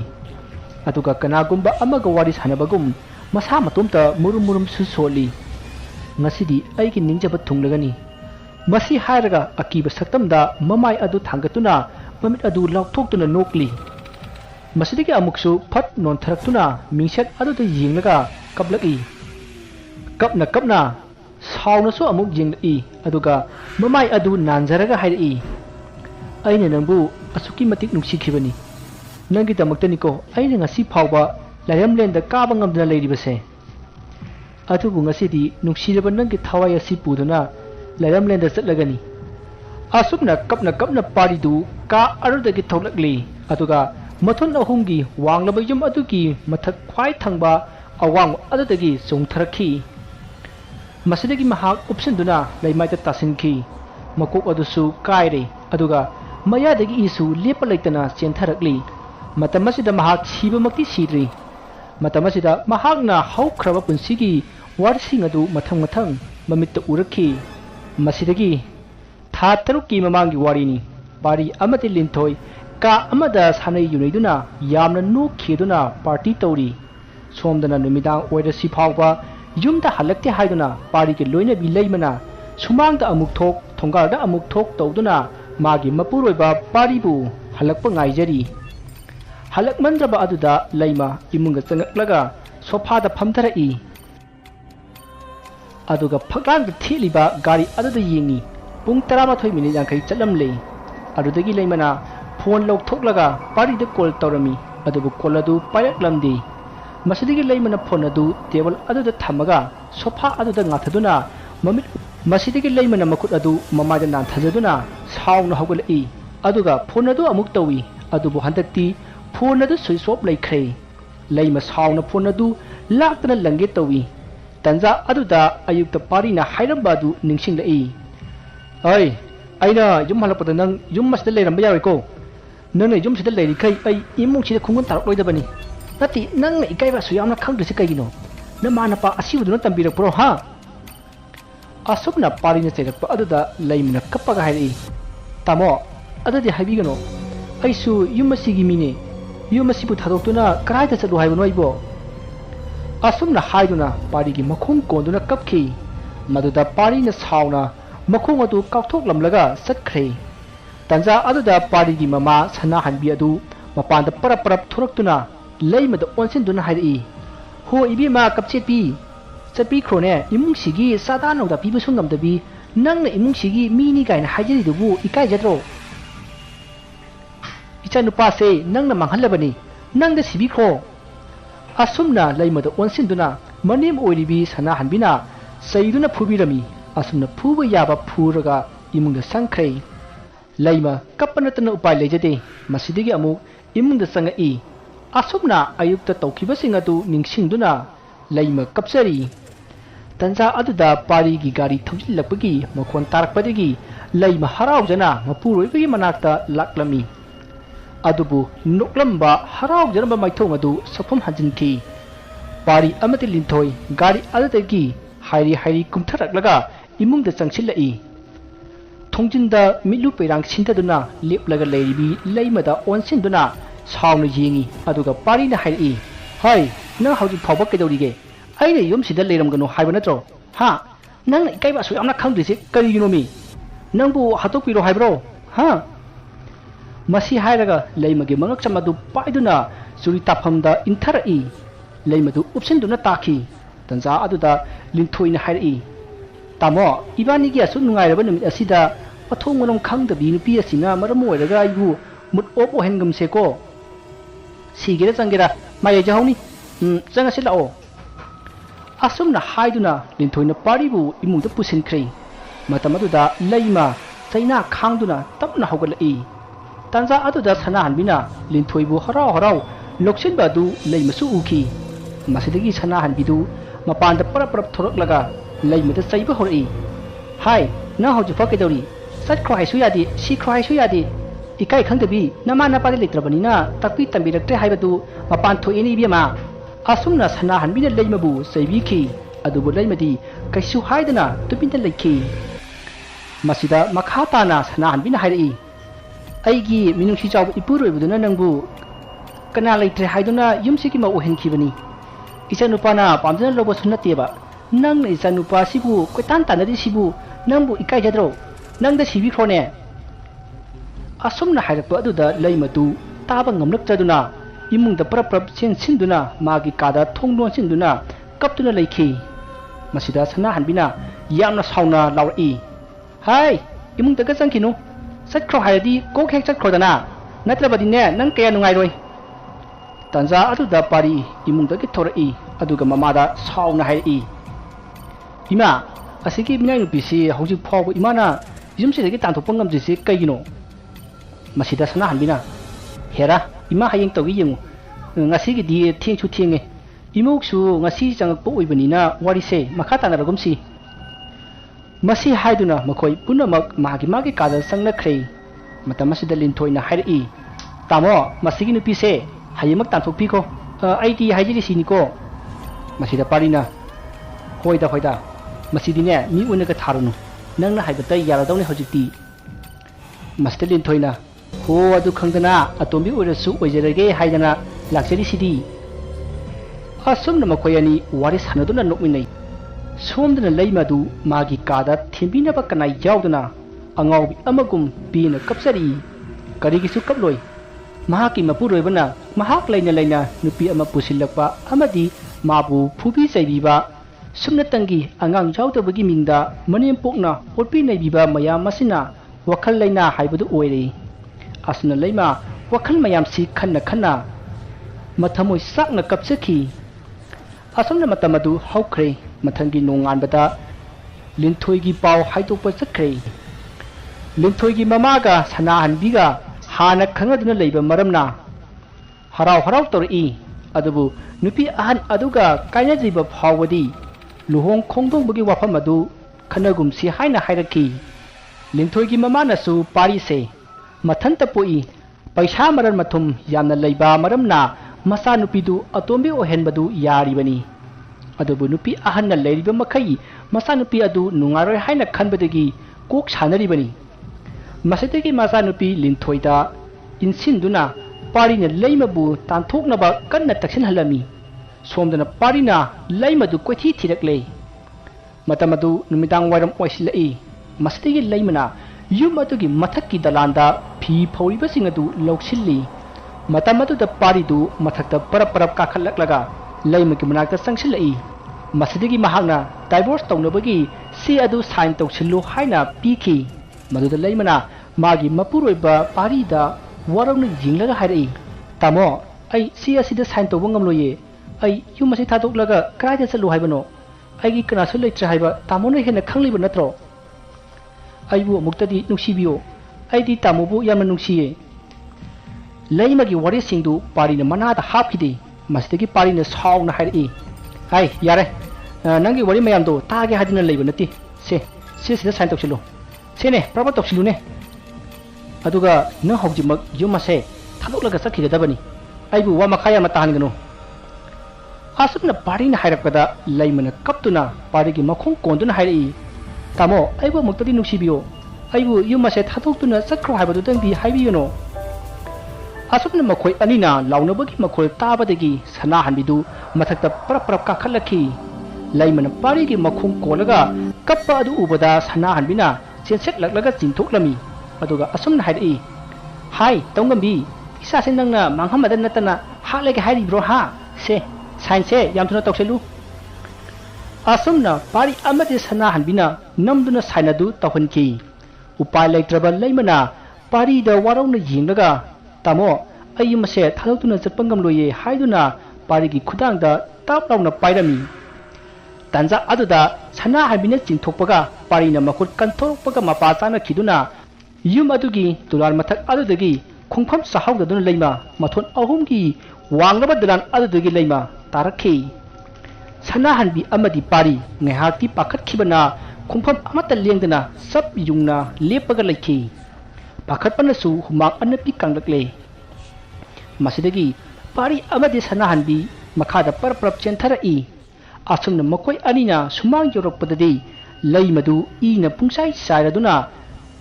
khap khap singladuna leiramki madu ubada parina pakhatna sangchinduna jinglami matamatuda leimana kanbiyu haibagi mawongda makot adu lengakhi adubu parina mirak narak jinglaga imungda sangi aduga magi mama sana hanbida onsinduna hairi ima kamai tawsaino sibo smana sum leibidi yaroi hospital da punaba tawse wafam aduda sana hanbina ei ngaiko masi hingladi aikoida makha tana yekadawribani ne aduna sichakrasanu wafam aduda parina khumi hoima asiba masasi karaidano ama langthokrasi asiba masasi su kanamatana thirakadabasu leiti asumna hainaduna leimagi thawai yaudraba haksang adu beg asoba amada hapchilami aduga I mayam aduna sana hanbina kana khanghandana sengdoklami numidang osilapana maram oiraga mukoi alina tawribadu kanana su khangkide ukide masigi matung leimagi haksang adu yauriba beg adu pari amadi sana hanbina gari da haptuna athapa singya amada hundoklamki mirak narak jinglaga sana hanbi amadi pari mukoi anina hanna yengamdana yum tamna gari adu thaurakhi masidagi tha taruki matung pari amadi linthoisu lohongki linthoisu pregnant oiraklami pari amadi sana hanbidu yamna harau jarami nongma numidang ama pari magi gari gi so adu gari da yaukhrabara kadai da laikhrabano khangdi haiduna koithi thirami masidagi mapanda thuktuna gari da check tawi haibaga tawbaga su adu gari da yabu ubada su adu lokthoklaga gari da lok tawsilamlaga imungda sangi mahakna yumgi thungdin kansilakpada mathaktagi karigum ama tarakpagi bup lawba makhol ama sumang lomda taraklami maduda pari tu khangboi lakpoi sumang lomda phat jengthoklui matamdu nung churamdaigi nung thangkupli pari adu tapna tapna sumang lomda sangsilli matamdudadi nungsu taba horakle amama marak aduta kalomdagi wakhalno khangde leimana taaduna sighiba mafam aduda munna yenglure tanza aduda nung mamit khaglai matam aduda nung khakpagi maingal aduda leima upsilaga ina pungsai chairaga pari da hainetaba miyengda yinglaga nuphet tawri madu ubada pari khungpham maningda handuna satli aduga imunglomda sensitge khanduna mamai leithorakpada sana hanbidu lepaga leiramki madu ubada ima haina kanna lauraga maning handunu tusali madu sana hanbina ibungo kaidorabage haina hangi aduga pari bu singkhalami madu da parina kaisu tawde hayamlaga magi kada sangkhre masidagi pari du phamungda sangduna tumnana batawri ꯃꯇꯝ ꯑꯗꯨꯗ ꯂꯤꯟꯊꯣꯏꯅ ꯍꯥꯏꯔꯛꯏ, ꯇꯥꯃꯣ ꯁꯣ ꯂꯩꯔꯝꯃꯕꯣ? ꯂꯩꯔꯝꯃꯦ, ꯒꯥꯔꯤꯗ ꯌꯥꯎꯔꯝꯃꯦ꯫ ꯃꯁꯤ ꯍꯥꯏꯔꯝꯂꯒ ꯇꯨꯝꯈ꯭ꯔꯦ꯫ ꯂꯤꯟꯊꯣꯏꯁꯨ ꯀꯩꯗꯧꯔꯕꯖꯥꯠꯅꯣꯅꯦ ꯍꯥꯏꯅ ꯈꯜꯂꯒ ꯇꯨꯝꯈ꯭ꯔꯦ꯫ ꯃꯇꯝ ꯑꯁꯤꯗ ꯁꯨꯃꯥꯡꯗ ꯂꯩꯔꯤꯕ ꯂꯩ ꯃꯇꯨ ꯏꯅ ꯇꯞ ꯇꯞ ꯇꯥꯕ ꯃꯈꯩ ꯍꯧꯒꯠꯂꯛꯏ, ꯑꯗꯨꯒ ꯄꯥꯔꯤꯕꯨ ꯇꯥꯃꯣ ꯇꯥꯃꯣ ꯍꯥꯏꯗꯨꯅ ꯀꯧꯔꯛꯏ꯫ ꯏꯅ ꯄꯨꯡꯆꯥꯏ ꯆꯥꯏꯔꯕ ꯂꯩꯃꯒꯤ ꯁꯛꯇꯝ ꯑꯗꯨ ꯎꯕꯗ ꯄꯥꯔꯤ ꯑꯗꯨ ꯄꯥꯈꯠꯅ ꯐꯨꯛ ꯍꯧꯒꯠꯂꯛꯏ꯫ ꯃꯍꯥꯛꯅ ꯎꯔꯤꯕꯗꯨ ꯃꯍꯥꯛꯀꯤ ꯃꯃꯪ ꯑꯣꯏꯔꯝꯈꯤ꯫ ꯃꯇꯝ ꯑꯁꯤꯗ ꯃꯍꯥꯛꯅ ꯄꯨꯡ ꯌꯦꯡꯂꯨꯕꯗꯗꯤ ꯅꯣꯡꯉꯥꯜꯂꯝꯗꯥꯏꯒꯤ ꯄꯨꯡ 4:19 ꯆꯠꯂꯝꯂꯦ꯫ ꯇꯥꯟꯖꯥ ꯑꯗꯨꯗ ꯀꯣꯜꯂꯤꯛ ꯆꯈꯥꯏꯕ ꯏꯃꯨꯡꯒꯤ ꯄꯣꯠ ꯆꯩ ꯀꯌꯥ ꯆꯈꯥꯏꯕꯒꯤ ꯃꯈꯣꯜ ꯍꯧꯅ ꯇꯥꯔꯛꯈꯤ꯫ ꯃꯗꯨꯗ ꯄꯥꯔꯤꯅ ꯀꯩꯗꯧꯔꯕꯖꯥꯠꯅꯣ ꯈꯟꯗꯨꯅ ꯐꯃꯨꯡꯗꯒꯤ ꯍꯧꯒꯠꯂꯛꯏ, ꯑꯗꯨꯒ ꯄꯔꯞ ꯄꯔꯞ ꯊꯣꯛꯂꯛꯈꯤ꯫ ꯑꯗꯨꯕꯨ ꯀꯔꯤꯃꯠꯇꯗꯤ ꯇꯧꯔꯝꯈꯤꯗꯦ꯫ ꯁꯅꯥꯍꯟꯕꯤꯁꯨ ꯇꯨꯝꯕ ꯍꯧꯒꯠꯂꯛꯄꯒꯤ ꯇꯥꯟꯖꯥꯅꯤ꯫ ꯃꯁꯤꯗ ꯄꯥꯔꯤꯅ ꯃꯃꯥꯗ ꯍꯥꯏꯔꯛꯏ, ꯏꯃꯥ ꯍꯧꯖꯤꯛꯀꯤ ꯈꯣꯟꯖꯦꯜꯗꯨꯕꯨ ꯀꯔꯤꯅꯣ? ꯃꯁꯤꯗ ꯁꯅꯥꯍꯟꯕꯤꯅ ꯀꯔꯤꯅꯣ ꯑꯩꯗꯤ ꯀꯩꯁꯨ ꯇꯥꯍꯧꯗꯦꯅ ꯍꯥꯏꯅ ꯈꯨꯝꯂꯛꯏ꯫ ꯃꯁꯤꯗ ꯄꯥꯔꯤꯗꯨ ꯋꯥꯈꯜꯅ ꯑꯣꯏꯔ ꯃꯥꯜꯂꯦ ꯍꯥꯏꯅ ꯈꯟꯗꯨꯅ ꯃꯍꯥꯛꯁꯨ ꯃꯥꯒꯤ ꯀꯥꯗ ꯂꯩꯈꯤ꯫ ꯑꯁꯨꯝꯅ ꯃꯇꯝꯗꯨ ꯍꯧꯖꯤꯟꯈꯤꯗꯨꯅ ꯑꯣꯐꯤꯁꯀꯤ ꯃꯇꯝ ꯌꯧꯔꯛꯂꯦ꯫ ꯃꯁꯤꯗꯒꯤ ꯄꯥꯔꯤꯗꯨ ꯑꯣꯐꯤꯁꯇ ꯆꯠꯈ꯭ꯔꯦ꯫ ꯂꯤꯟꯊꯣꯏꯁꯨ ꯃꯥꯒꯤ ꯃꯄꯥꯝꯂꯣꯝꯗ ꯆꯥꯛꯀꯧꯕ ꯑꯃ ꯂꯩ ꯍꯥꯏꯗꯨꯅ ꯃꯍꯥꯛꯁꯨ ꯃꯄꯥꯝꯂꯣꯝꯗ ꯆꯠꯈ꯭ꯔꯦ꯫ ꯃꯔꯝ ꯑꯁꯤꯅ ꯌꯨꯝ ꯑꯗꯨꯗ ꯁꯅꯥꯍꯟꯕꯤ ꯃꯊꯟꯇ ꯂꯩꯔꯝꯃꯤ꯫ ꯃꯇꯝꯗꯨꯗ ꯅꯣꯡꯁꯨ ꯆꯨꯔꯝꯗꯥꯏꯒꯤ ꯑꯇꯤꯌꯥ ꯑꯗꯨ ꯄꯨꯡꯃꯝ ꯃꯝꯁꯤꯜꯂꯛꯏ꯫ ꯁꯅꯥꯍꯟꯕꯤꯗꯨ ꯁꯣꯐꯥꯗ ꯐꯝꯂꯒ ꯇꯤꯚꯤ ꯌꯦꯡꯗꯨꯅ ꯂꯩꯔꯝꯃꯤ꯫ ꯃꯁꯤꯗꯒꯤ ꯃꯍꯥꯛ ꯇꯨꯝꯊꯈ꯭ꯔꯦ꯫ ꯃꯇꯝ ꯑꯗꯨꯗ ꯃꯩ ꯑꯗꯨꯁꯨ ꯈꯪꯍꯧꯗꯅ ꯃꯨꯠꯈ꯭ꯔꯦ꯫ ꯃꯁꯤꯗ ꯁꯅꯥꯍꯟꯕꯤꯅ ꯑꯁ ꯃꯅꯤꯄꯨꯔꯒꯤ ꯃꯩꯁꯤꯗꯤꯕ ꯍꯥꯏꯅ ꯏꯁꯧ ꯂꯥꯡꯅ ꯂꯥꯡꯅ ꯃꯥꯒꯤ ꯀꯥꯗ ꯆꯪꯉꯛꯏ꯫ ꯅꯣꯡꯒ ꯃꯪꯕꯒꯤ ꯃꯝꯕꯅꯦ, ꯃꯩꯅꯒ ꯃꯨꯠꯈꯤꯕꯅꯦ, ꯄꯨꯡꯃꯝ ꯃꯝꯂꯝꯃꯤ꯫ ꯏꯟꯚꯥꯏꯇꯔꯁꯨ ꯊꯥꯕ ꯌꯥꯔꯝꯗꯦ꯫ ꯃꯁꯤꯗ ꯁꯅꯥꯍꯟꯕꯤꯅ ꯍꯣꯔꯦꯟ ꯄꯥꯔꯤ ꯍꯜꯂꯛꯂꯒ ꯑꯣꯏꯅ ꯃꯩ ꯁꯦꯝꯍꯜꯂꯒꯦ ꯍꯥꯏꯅ ꯈꯟꯗꯨꯅ ꯂꯩꯔꯤꯉꯩ ꯇꯥꯟꯖꯥ ꯑꯗꯨꯗ ꯃꯄꯥꯟꯂꯣꯝꯗꯒꯤ ꯅꯨꯄꯤ ꯑꯃꯒꯤ ꯈꯣꯟꯖꯦꯜꯗ ꯏꯃꯥ ꯏꯃꯥ ꯍꯥꯏꯅ ꯀꯧꯔꯛꯏ꯫ ꯈꯣꯟꯖꯦꯜ ꯑꯗꯨ ꯇꯥꯕꯗ ꯁꯅꯥꯍꯟꯕꯤꯅ ꯂꯤꯟꯊꯣꯏꯗꯣ ꯍꯜꯂꯛꯂ ꯃꯥꯜꯂꯦ ꯍꯥꯏꯅ ꯈꯟꯖꯗꯨꯅ ꯑꯣ ꯇꯥꯔꯦ ꯇꯥꯔꯦ, ꯏꯃꯧꯕꯨ ꯍꯜꯂꯛꯂꯕ꯭ꯔꯣ ꯍꯥꯏꯅ ꯈꯨꯝꯈꯤ꯫ ꯃꯇꯝ ꯑꯗꯨꯗ ꯃꯁꯝ ꯃꯅꯥ ꯊꯥꯗꯣꯛꯂꯒ ꯅꯣꯡꯅ ꯃꯁꯥ ꯄꯨꯝꯕ ꯄꯨꯡꯆꯣꯠ ꯆꯣꯠꯂꯕꯤ ꯅꯨꯄꯤ ꯑꯃ ꯏꯃꯨꯡꯂꯣꯝꯗ ꯆꯪꯈꯤꯕ ꯑꯗꯨ ꯁꯅꯥꯍꯟꯕꯤꯅ ꯃꯍꯥꯛꯀꯤ ꯀꯥꯒꯤ ꯊꯣꯡꯅꯥꯎꯗꯒꯤ ꯍꯥꯏꯐꯦꯠ ꯎꯔꯝꯃꯤ꯫ ꯃꯁꯤꯗ ꯁꯅꯥꯍꯟꯕꯤꯅ ꯂꯤꯟꯊꯣꯏ ꯑꯣꯏꯔꯕꯣꯏ ꯈꯟꯗꯨꯅ ꯅꯥꯕ ꯇꯥꯔꯦꯅꯦ ꯅꯪꯕꯣ, ꯏꯃꯧ ꯅꯥꯕ ꯌꯥꯗꯦꯅꯦ, ꯅꯣꯡꯁꯤꯁꯨ ꯑꯣꯟꯊꯣꯛꯅ ꯀꯟꯅ ꯆꯨꯈ꯭ꯔꯦꯃꯤ꯫ ꯑꯁꯨꯝꯅ ꯍꯥꯏꯗꯨꯅ ꯉꯥꯡꯗꯨꯅ ꯃꯥꯒꯤ ꯀꯥꯗꯒꯤ ꯊꯣꯔꯛꯏ꯫ ꯑꯗꯨꯕꯨ ꯁꯅꯥꯍꯟꯕꯤꯅ ꯂꯥꯛꯄꯗꯗꯤ ꯀꯅꯥꯁꯨ ꯂꯩꯔꯝꯈꯤꯗꯦ꯫ ꯃꯁꯤꯗꯒꯤ ꯁꯅꯥꯍꯟꯕꯤꯗꯨ ꯀꯔꯤꯅꯣꯅꯦ ꯇꯧꯔꯤꯁꯤꯕꯣ ꯍꯥꯏꯗꯨꯅ ꯆꯤꯡꯅꯕꯗꯒꯤ ꯃꯥꯒꯤ ꯀꯥꯗ ꯄꯔꯞ ꯄꯔꯞ ꯆꯪꯉꯛꯏ꯫ ꯑꯗꯨꯕꯨ ꯃꯥꯒꯤ ꯐꯃꯨꯡ ꯃꯌꯥꯏ ꯑꯗꯨꯗ ꯅꯨꯄꯤ ꯑꯃꯒꯤ ꯐꯤꯕꯝꯗ ꯃꯅꯤꯡ ꯑꯣꯟꯊꯣꯛꯂꯒ ꯐꯝꯂꯒ ꯂꯩꯔꯝꯃꯤ꯫ ꯃꯗꯨ ꯎꯕꯗ ꯁꯅꯥꯍꯟꯕꯤꯅ ꯍꯩꯃꯥ ꯑꯩꯅ ꯑꯁꯣꯝꯗ ꯊꯤꯔꯨꯔꯤ ꯑꯗꯨꯒ ꯅꯪꯅ ꯁꯤꯗ ꯀꯩꯗꯧꯔꯤꯕ? ꯅꯪꯕꯨ ꯅꯁꯥꯗꯣ ꯏꯪꯗ꯭ꯔꯣ ꯇꯧꯔꯤꯗꯨꯕꯣ? ꯏꯃꯧ ꯅꯥꯔꯛꯄ ꯇꯥꯔꯦꯅꯦ, ꯏꯃꯧ ꯅꯥꯕ ꯌꯥꯗꯦꯀꯣ꯫ ꯃꯁꯤ ꯍꯥꯏꯔꯒ ꯐꯃꯨꯡꯗ ꯐꯝꯊꯔꯛꯏ꯫ ꯇꯨꯡ ꯑꯣꯟꯊꯣꯛꯇꯨꯅ ꯐꯝꯂꯒ ꯂꯩꯔꯤꯕ ꯅꯨꯄꯤ ꯑꯗꯨ ꯃꯃꯥꯏ ꯃꯃꯤꯠ ꯑꯗꯨ ꯁꯨꯛꯆꯦꯛ ꯅꯥꯆꯦꯛ ꯇꯧꯗꯨꯅ ꯀꯔꯦꯝꯅꯅ ꯅꯣꯛꯂꯒ ꯁꯅꯥꯍꯟꯕꯤꯗ ꯑꯣꯟꯁꯤꯜꯂꯛꯇꯨꯅ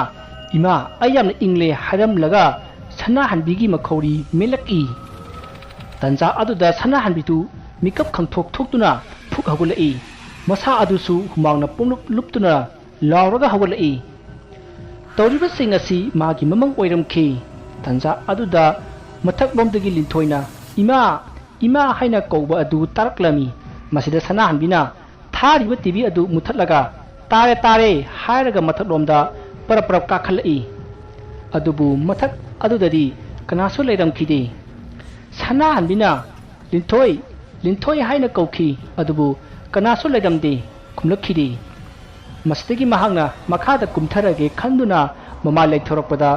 ꯈꯪꯍꯧꯗꯅ ꯀꯅꯥꯒꯨꯝꯕ ꯑꯃꯅ ꯃꯥꯒꯤ ꯇꯨꯡꯂꯣꯝꯗꯒꯤ ꯏꯟꯊꯔꯛꯈꯤ꯫ ꯃꯁꯤꯗꯒꯤ ꯁꯅꯥꯍꯟꯕꯤꯗꯨ ꯁ꯭ꯇꯤꯌꯥꯔꯁꯤꯡ ꯑꯗꯨꯗ ꯊꯔꯣ ꯊꯔꯣ ꯑꯣꯟꯗꯨꯅ ꯃꯀꯣꯛ ꯑꯗꯨ ꯂꯩꯃꯥꯏꯗ ꯌꯩꯁꯤꯟꯗꯨꯅ ꯇꯥꯔꯛꯈꯤ꯫ ꯃꯁꯤꯗ ꯁꯅꯥꯍꯟꯕꯤꯅ ꯃꯁꯦꯟ ꯃꯔꯥꯡ ꯑꯣꯏꯅ ꯂꯩꯃꯗꯨ ꯁ꯭ꯇꯤꯌꯥꯔ ꯃꯊꯛꯇꯒꯤ ꯁꯤꯊ ꯁꯤꯊ ꯅꯣꯛꯄ ꯑꯗꯨ ꯎꯈꯤ꯫ ꯃꯗꯨ ꯎꯕꯗ ꯁꯅꯥꯍꯟꯕꯤꯗꯨ ꯒ꯭ꯌꯥꯟ ꯑꯗꯨꯃꯛ ꯃꯥꯡꯈ꯭ꯔꯦ꯫ ꯃꯁꯤꯒꯤ ꯃꯇꯨꯡ ꯁꯅꯥꯍꯟꯕꯤꯅ ꯒ꯭ꯌꯥꯟ ꯇꯥꯔꯛꯄꯗ ꯍꯣꯁꯄꯤꯇꯥꯜꯗ ꯂꯩꯔꯝꯃꯤ꯫ ꯄꯥꯔꯤꯅ ꯃꯃꯥꯗ ꯀꯔꯝꯅ ꯇꯧꯔꯤꯕꯅꯣ ꯍꯥꯏꯅ ꯍꯪꯉꯛꯈꯤ꯫ ꯑꯗꯨꯕꯨ ꯂꯤꯟꯊꯣꯏ ꯂꯩꯕꯅ ꯃꯔꯝ ꯑꯣꯏꯔꯒ ꯁꯅꯥꯍꯟꯕꯤꯅ ꯀꯣꯛ ꯉꯥꯎꯔꯛꯄꯗꯒꯤ ꯇꯥꯁꯤꯟꯈꯤꯕꯅꯤ ꯍꯥꯏꯅ ꯍꯥꯏꯖꯤꯜꯂꯝꯃꯤ꯫ ꯃꯁꯤꯗ ꯗꯥꯛꯇꯔꯅ ꯍꯣꯁꯄꯤꯇꯥꯜꯗ ꯁꯅꯥꯍꯟꯕꯤꯕꯨ ꯃꯇꯝ ꯈꯔ ꯂꯩꯍꯟꯁꯤ, ꯀꯣꯛꯇ ꯁꯣꯛꯄꯅꯤꯅ ꯍꯣꯁꯄꯤꯇꯥꯜꯗ ꯃꯇꯝ ꯈꯔ ꯂꯩꯕꯅ ꯐꯒꯅꯤ ꯍꯥꯏꯕꯗꯒꯤ ꯁꯅꯥꯍꯟꯕꯤ ꯍꯣꯁꯄꯤꯇꯥꯜꯗ ꯂꯩꯕ ꯇꯥꯈꯤ꯫ ꯃꯁꯤꯗꯒꯤ ꯂꯤꯟꯊꯣꯏꯁꯨ ꯃꯁꯥ ꯀꯌꯥ ꯅꯨꯡꯉꯥꯏꯇꯦ ꯌꯨꯝꯗ ꯊꯤꯜꯂꯣ ꯍꯥꯏꯅ ꯄꯥꯔꯤꯗ ꯍꯥꯏꯔꯝꯃꯤ꯫ ꯄꯥꯔꯤꯅꯁꯨ ꯍꯣꯏ ꯐꯔꯦ ꯅꯁꯥꯁꯨ ꯋꯥꯏ ꯁꯪꯗ꯭ꯔꯕꯅꯤꯅ ꯌꯨꯝꯗ ꯂꯩꯔꯣ ꯍꯥꯏꯗꯨꯅ ꯄꯥꯔꯤꯅ ꯁꯅꯥꯍꯟꯕꯤꯗ ꯌꯨꯝꯗ ꯆꯠꯂꯨꯈꯤꯒꯦ ꯍꯥꯏꯔꯝꯂꯒ ꯌꯨꯝꯗ ꯆꯠꯈ꯭ꯔꯦ꯫ ꯁꯅꯥꯍꯟꯕꯤꯗꯨ ꯃꯊ꯭ꯋꯥꯏ ꯀꯌꯥ ꯅꯨꯡꯉꯥꯏꯖꯔꯝꯗꯦ ꯃꯁꯥꯗ ꯑꯀꯤꯕꯁꯨ ꯐꯥꯎꯔꯛꯂꯝꯃꯤ꯫ ꯂꯩꯃꯕꯨ ꯅꯤꯡꯁꯤꯡꯂꯒ ꯃꯍꯥꯛꯅ ꯇꯧꯈꯤꯕꯁꯤꯡ ꯑꯗꯨ ꯅꯤꯡꯁꯤꯡꯂꯨꯕꯗ ꯅꯤꯡꯉꯝꯗꯕꯁꯨ ꯐꯥꯎꯔꯛꯈꯤ꯫ ꯁꯣꯝꯗꯅ ꯂꯤꯟꯊꯣꯏꯅ ꯇꯥꯃꯣ ꯑꯩꯗꯤ ꯌꯨꯝꯁꯤꯗ ꯏꯇꯣꯝꯇ ꯂꯩꯕꯒ ꯉꯝꯖꯔꯣꯏꯀꯣ ꯇꯥꯃꯣꯅ ꯍꯣꯁꯄꯤꯇꯥꯜꯗ ꯂꯩꯒꯗꯕ ꯑꯣꯏꯔꯗꯤ ꯑꯩ ꯏꯄꯥꯝꯗ ꯑꯣꯏꯅ ꯊꯤꯟꯕꯤꯔꯝꯃꯨ꯫ ꯃꯁꯤꯗ ꯄꯥꯔꯤꯅ ꯍꯥꯏ ꯀꯩꯅꯣ ꯅꯪ ꯍꯥꯏꯗꯨꯕꯣ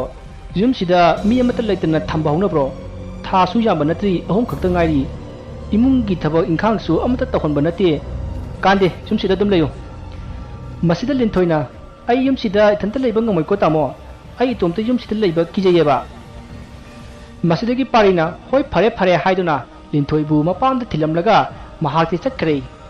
ꯂꯤꯟꯊꯣꯏꯗꯨ ꯃꯣꯃꯣꯟ ꯅꯣꯛꯂꯒ ꯏꯃꯨꯡꯗ ꯆꯪꯉꯛꯏ꯫ ꯃꯁꯤꯗ ꯂꯤꯟꯊꯣꯏꯒꯤ ꯃꯃꯥꯅ ꯍꯩꯃꯥ ꯀꯩꯗꯧꯔꯤ ꯏꯕꯦꯝꯃ ꯅꯨꯡꯗꯥꯡ ꯑꯁꯤꯗ ꯂꯥꯛꯂꯤꯕꯁꯤꯕꯣ ꯄꯥꯔꯤꯗꯤ ꯌꯥꯎꯔꯛꯇ꯭ꯔꯣ꯫ ꯃꯁꯤꯗ ꯂꯤꯟꯊꯣꯏꯅ ꯍꯣ ꯑꯩꯈꯣꯏ ꯍꯅꯨꯕꯤꯗꯣ ꯁ꯭ꯇꯥꯔꯗꯒꯤ ꯑꯣꯟꯊꯔꯛꯇꯅ ꯍꯣꯁꯄꯤꯇꯥꯜꯗ ꯄꯨꯈꯠꯂꯨꯔꯤꯕꯅꯦ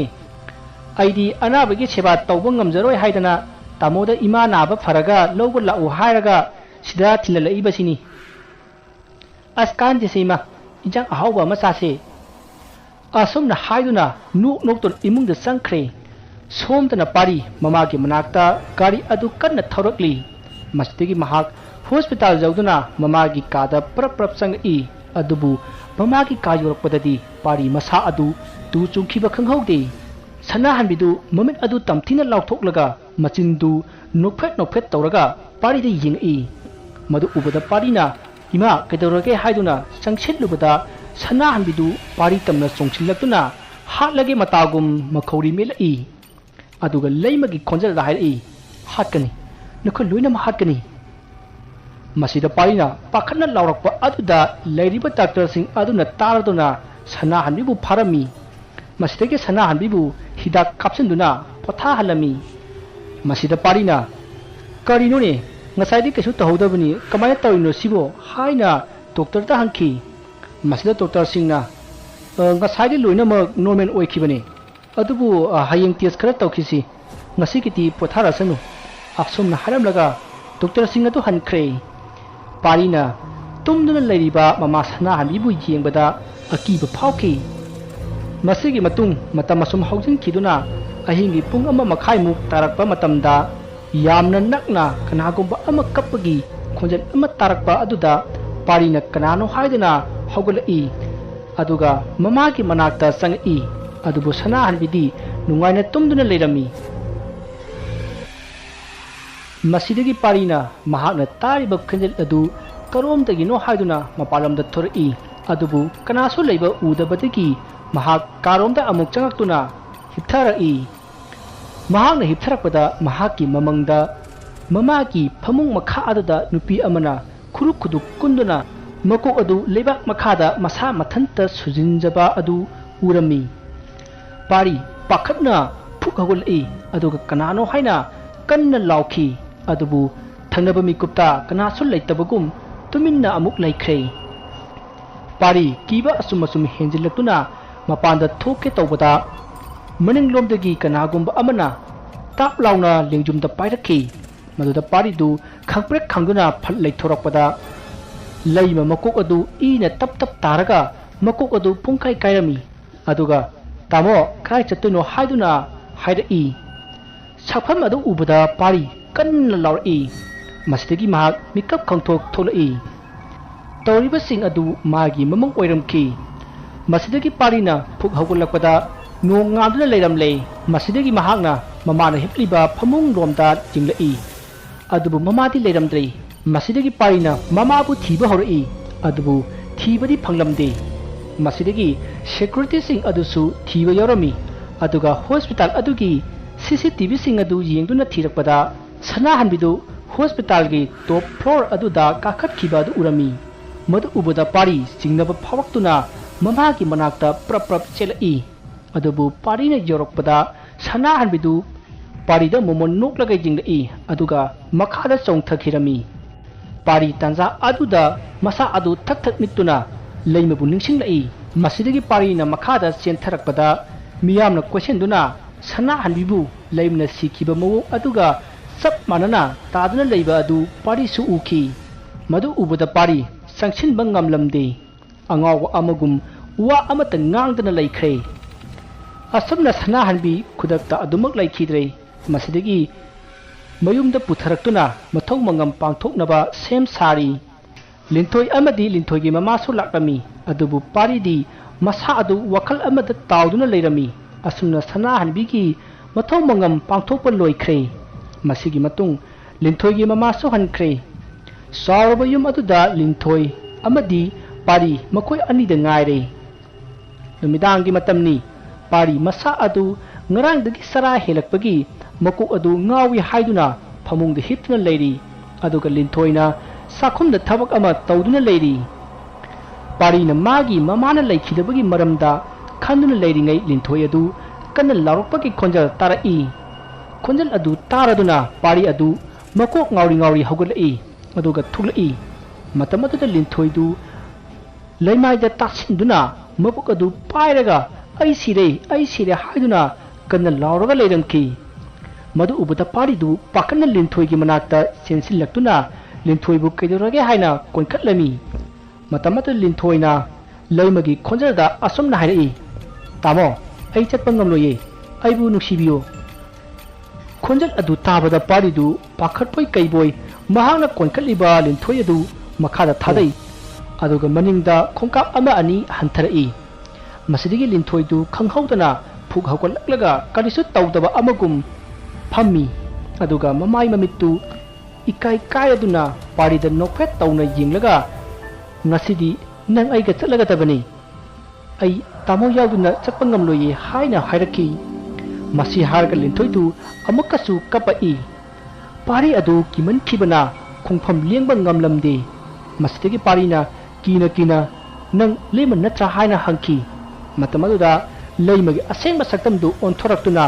ꯅꯤꯡꯉꯝꯗꯅ ꯄꯥꯔꯤꯗ ꯌꯦꯡꯂꯒ ꯂꯩꯔꯤ꯫ ꯃꯁꯤꯗꯒꯤ ꯑꯃꯨꯛ ꯁꯥꯎꯅ ꯍꯥꯏꯔꯛꯏ, ꯉꯁꯤꯗꯤ ꯅꯪꯒꯤ ꯅꯨꯡꯁꯤꯔꯕ ꯅꯥꯎꯄꯨꯔꯤꯕ ꯑꯉꯥꯡꯁꯤꯁꯨ ꯑꯩꯅ ꯄꯨꯗꯨꯅ ꯆꯠꯂꯒꯅꯤ, ꯑꯗꯨꯒ ꯇꯥꯃꯣꯁꯨ ꯑꯩꯒ ꯄꯨꯟꯅ ꯆꯠꯂꯁꯤ꯫ ꯋꯥꯐꯝ ꯑꯗꯨ ꯇꯥꯕꯗ ꯄꯥꯔꯤ ꯅꯤꯡꯉꯝꯗꯅ ꯀꯞꯂꯛꯏ꯫ ꯑꯗꯨꯒ ꯄꯥꯔꯤꯗꯨ ꯃꯈꯨꯠ ꯂꯣꯟꯅꯗꯨꯅ ꯈꯨꯔꯨ ꯀꯨꯟꯗꯨꯅ ꯂꯩꯃꯗ ꯑꯩ ꯂꯥꯟꯈ꯭ꯔꯦ, ꯑꯩꯕꯨ ꯑꯝꯇ ꯉꯥꯛꯄꯤꯌꯨ ꯍꯥꯏꯅ ꯀꯞꯇꯨꯅ ꯍꯥꯏꯖꯔꯝꯃꯤ꯫ ꯂꯩꯃꯗꯨ ꯁꯥꯎꯕꯒꯤ ꯁꯛꯐꯝꯗ ꯇꯝꯊꯤꯔꯕ ꯐꯤꯕꯝꯒ ꯂꯣꯏꯅꯅ ꯂꯩꯃꯥꯏꯗ ꯒ꯭ꯌꯥꯟ ꯃꯥꯡꯂꯒ ꯂꯩꯔꯤꯕ ꯂꯤꯟꯊꯣꯏꯒꯤ ꯃꯁꯥꯗ ꯑꯃꯨꯛ ꯆꯪꯁꯤꯟꯈꯤꯗꯨꯅ